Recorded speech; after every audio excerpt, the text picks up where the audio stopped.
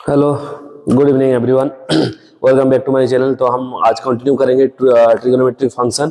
तो हम पढ़ रहे थे, पढ़ना लिखना बहुत अच्छा आता है। चलिए, क्या पढ़ रहे थे अब शुरू करते हैं बिना बकवास करते हुए। क्या कर रहे थे हम यहाँ पे? हम देखे थे कि अगर ये आपका एक यूनिट सर्कल होता है, ये आपका एक यूनिट सर्कल होता है, मतलब ये होता है 1 0, ये 0 1, ये -1 0 एंड ये होता है 0 -1। और सपोज ये कोई भी एक पॉइंट होता है ए बी, ये एंगल अगर x होता है, ये 1 है, तो हम देखे थे कि फिर ये क्या होगा, इसका लेंथ है a और ये है b, मतलब o a, ये शायद ये b। तो यहाँ पे हम देखते हैं कि अगर हम ए ओ बी जो है वो हाइपोटेन्यूज है, तो हाँ यहाँ पे हम लिख सकते हैं cos x equals to O A by O B. That means a by 1 equals to a and sine x equals to और जो है A B by O B, मतलब b by 1 equals to b। देखिए, इसका जो abscissa है इसका equals to cos x and इसका जो ऑर्डिनेट है इसका इक्वल्स टू sin x। इसका मतलब इस पॉइंट को हम ऐसे लिख सकते हैं cos x sin x, ऐसे हम लिख सकते हैं। चलिए, तो आज हम देखते हैं, अगर ये रहा आपका एक सर्कल, ये हो गया आपका y एक्सिस, x एक्सिस,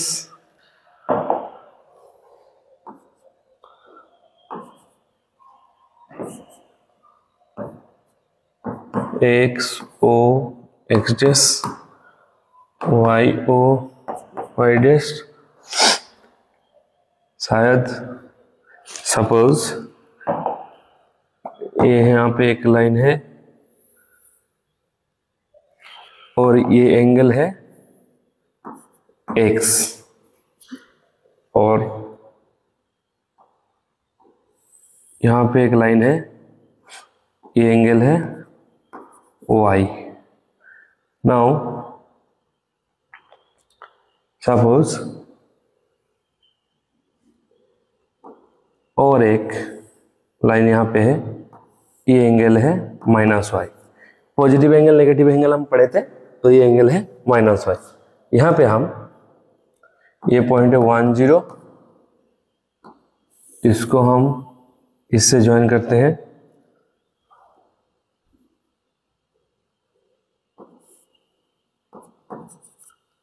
और इसको हम यहाँ पे ज्वाइन करते हैं P1 P2 P3। देखिए,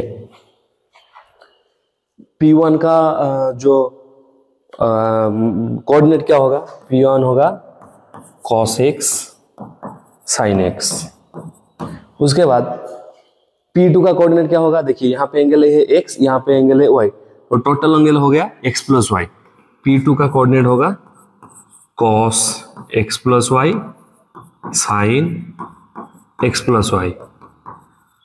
उसके बाद P3 का यहाँ पे एंगल है -y, P3 का जो कोऑर्डिनेट होगा cos -y sin -y। हो गया। इसके बाद यहाँ पे अब देख लिए, और शायद सपोज ये है P4, ये हो गया हमारा जो कोऑर्डिनेट्स आ गए। यहां से हम क्या कर सकते हैं, यहां से हम यहाँ पे हमको देखिए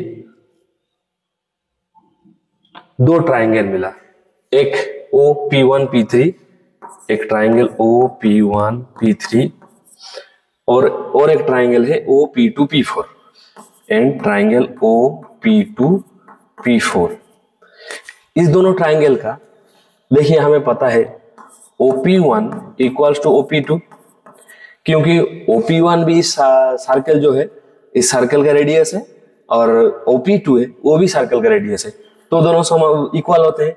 इसके बाद OP3 इक्वल्स टू OP4, क्योंकि यहाँ भी दोनों सर्कल का रेडियस है, रेडियस है, तो ये दोनों इक्वल होते हैं। उसके बाद देखिए,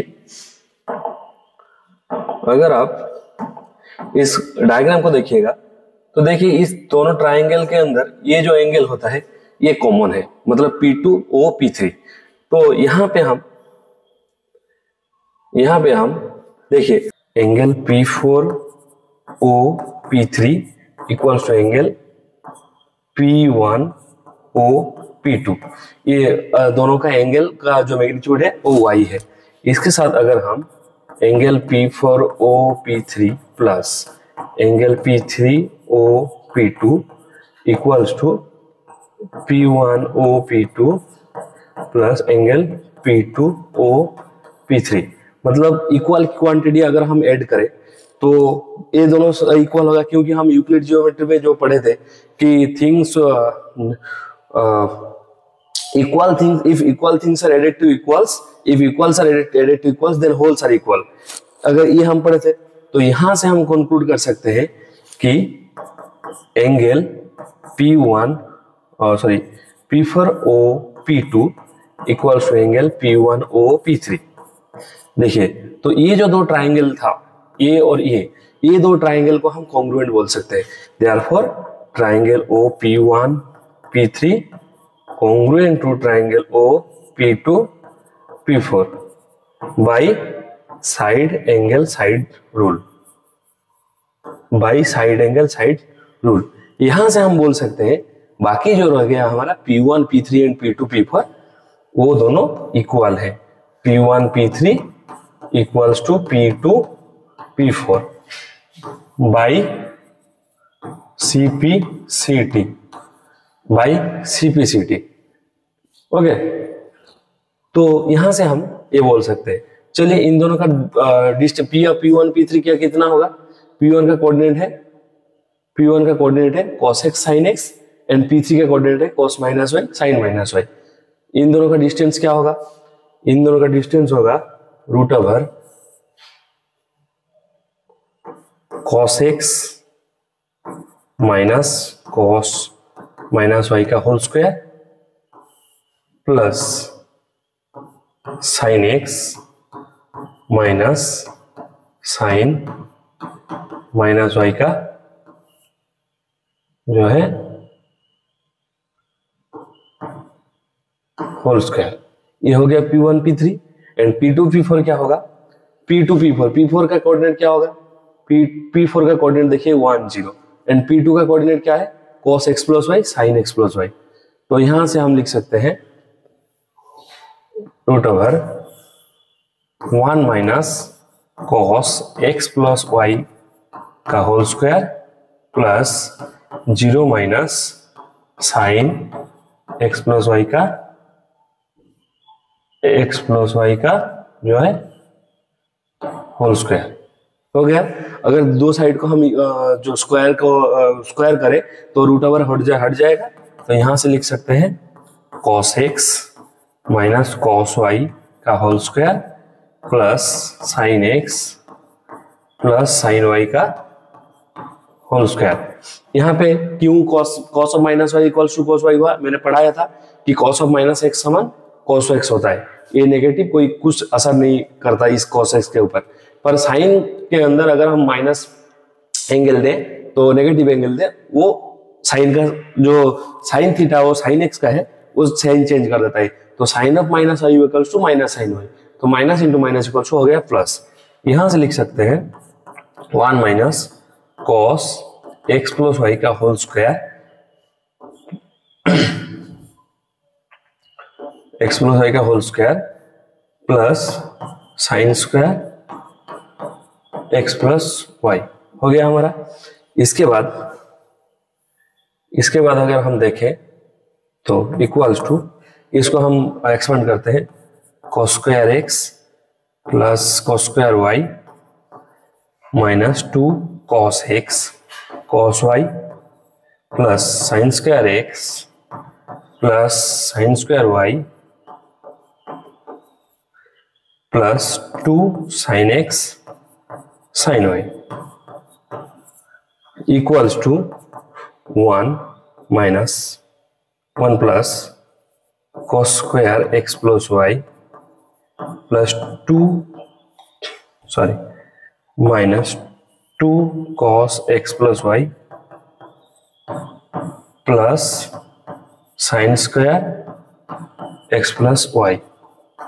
तो यहां पे देखिए cos square X plus sine square X, ये हो गया हमारा 1 plus cos square Y plus sine square हो गया 1 minus 2 into cos X cos Y minus sine X sine Y, ये हो गया cos x cos y minus sin x sin y equals to 1 minus 2 cos x plus Y plus देखिए cos square x plus Y plus sine square x plus Y, ये हो गया हमारा 1। This implies 2 minus 2 into cos x cos y minus sin x sin y sin x sin y equals to 2 minus 2 cos x plus y हो गया। इसके बाद हम क्या करेंगे, इसके बाद करेंगे जो ये 2 कैंसिल हो जाएगा, तो minus 2 cos x plus y equals to minus 2 cos x cos y minus sine X sine Y.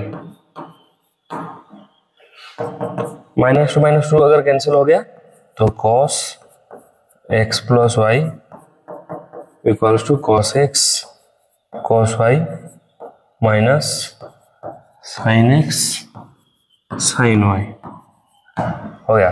ये था हमारा टारगेट, जो cos x प्लस वाई का एक्सप्रेशन निकालना। तो cos x प्लस वाई का एक्सप्रेशन क्या होता है, cos x plus Y equals to cos x cos y minus sine x sine y। ये था हमारा टारगेट।